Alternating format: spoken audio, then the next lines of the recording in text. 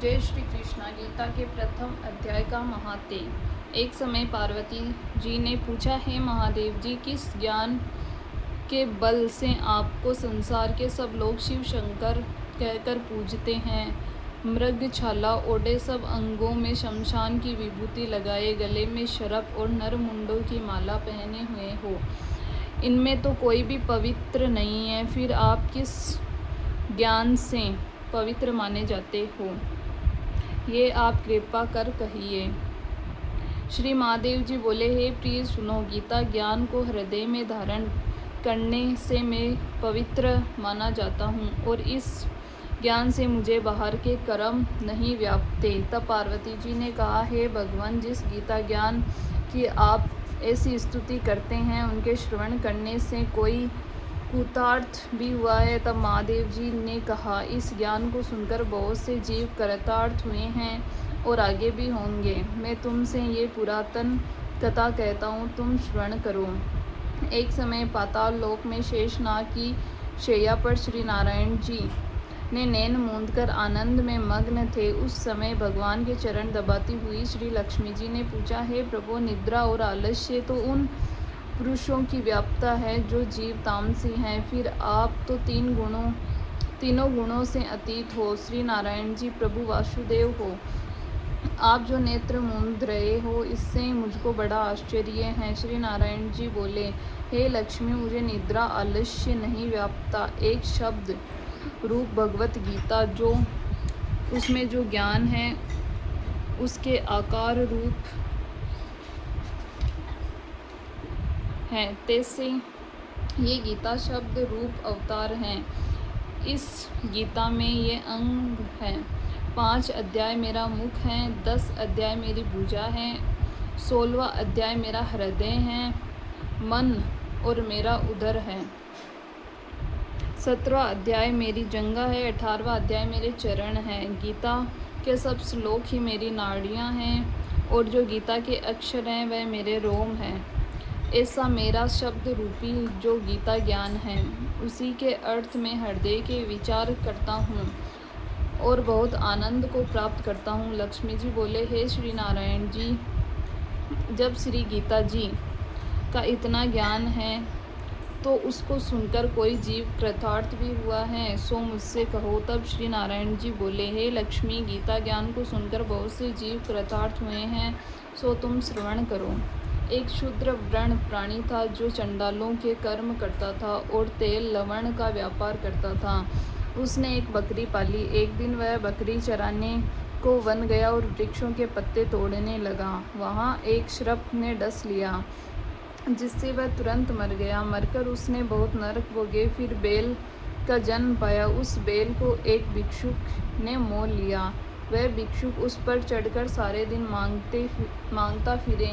जो कुछ भिक्षा मांगकर लावे वह अपने कुटुंब के साथ बैठकर खावे। वह बैल सारी रात द्वार पर बंधा रहे और खाने पीने की कोई खबर न लेवे। कुछ थोड़ा सा भूसा उसके आगे डाल देवे। जब दिन चढ़े फिर बैल पर चढ़कर मांगता फिरे। कई दिन गुजरते तो वह बैल भूख से मारा गिर पड़ा, किंतु प्राण नहीं निकले। नगर के लोगों ने देखा और उस बैल को कोई तीर्थ का फल दे, कोई व्रत का फल दे, तब भी उस बैल के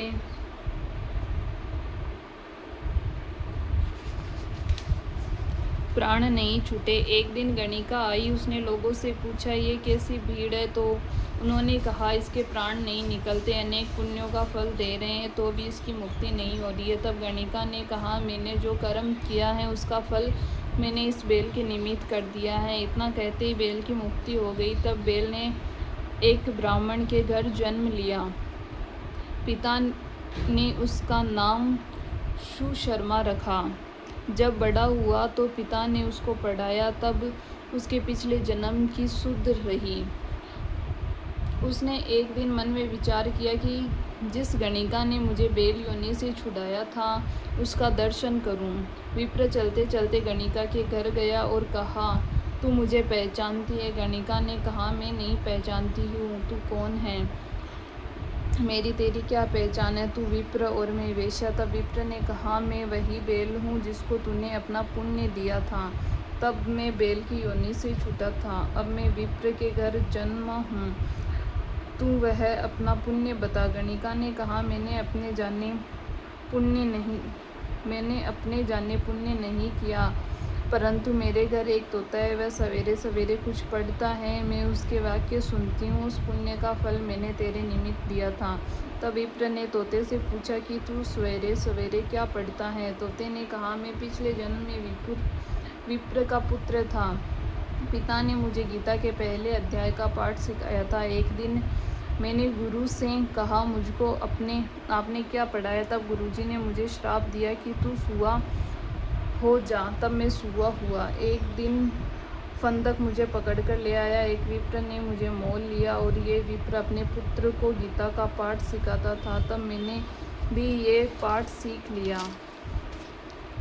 उसी दिन विप्र ने घर में चोर घुसे।